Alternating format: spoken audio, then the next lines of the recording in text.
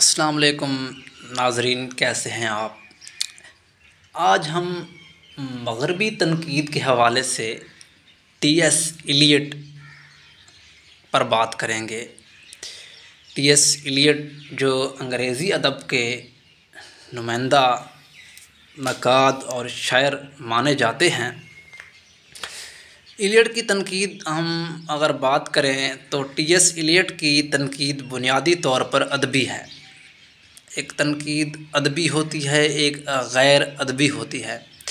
अदबी तनकीद वो तनकीद होती है जो अदब के दायरे में रहकर जो है ना वो की जाती है, जिसमें सिर्फ़ अच्छाई ही नहीं बल्कि अच्छाई और जो है ना खूबियाँ और ख़ामियाँ दोनों जो है ना देखी जाती हैं कि जो शायर है या अदीब है उसने किस कदर अपने मौज़ू के साथ इंसाफ़ किया है या नहीं किया, या दीगर जो अनासर हैं तो उन पे बात की जाती है। तो इलियट की जो तनकीद है वह बुनियादी तौर पर अदबी है। टी.एस. इलियट अंग्रेज़ी ज़बान और अदब पर और दुनिया के तमाम अदब पर छाया रहा है।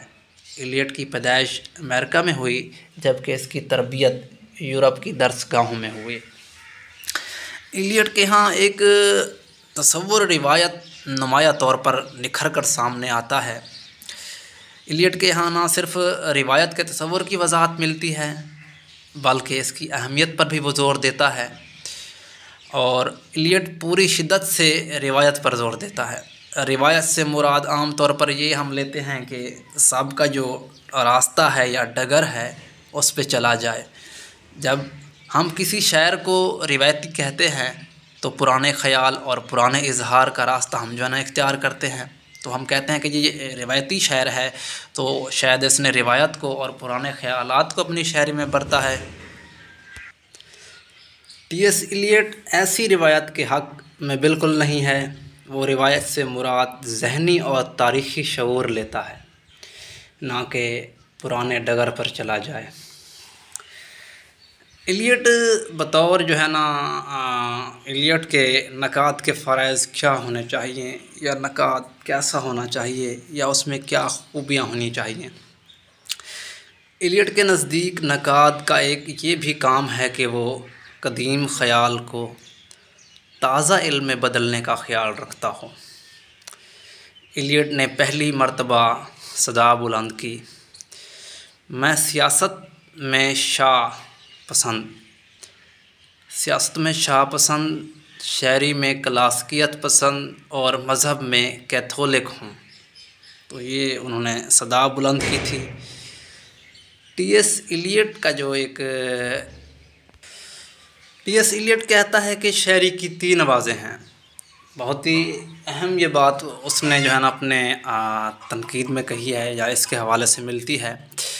तो वो कहता है जी शायरी की 3 आवाज़ें हैं।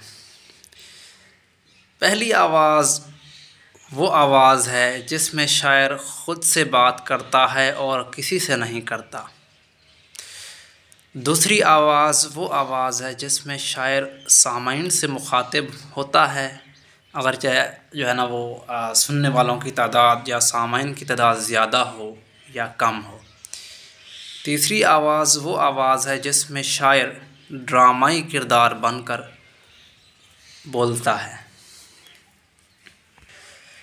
इलियट की जो तनकीद है उसने 20वीं सदी के अदब पर बहुत ही गहरे असरात मरतब किए हैं, इसलिए इनको सख्त तनकीद का निशाना बनाया गया।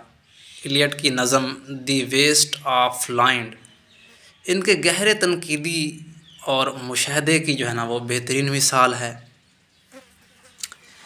इलियट का ख़याल है कि तमाम अदब एक ही ख़याल में परोया हुआ है।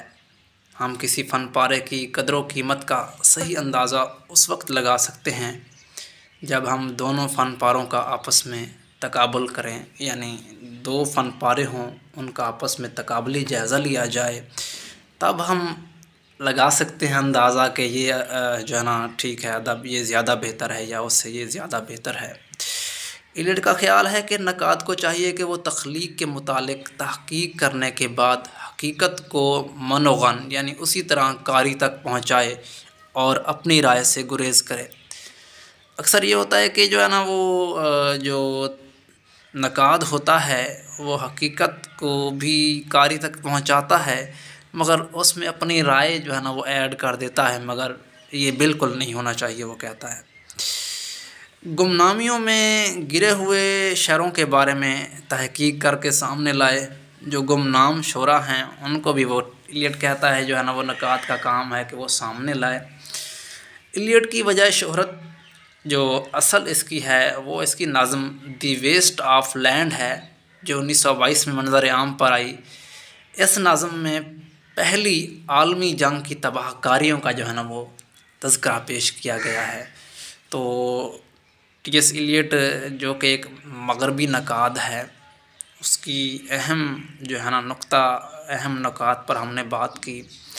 उम्मीद है कि आपको समझ आया होगा। तब तक के लिए अल्लाह हाफ़िज़।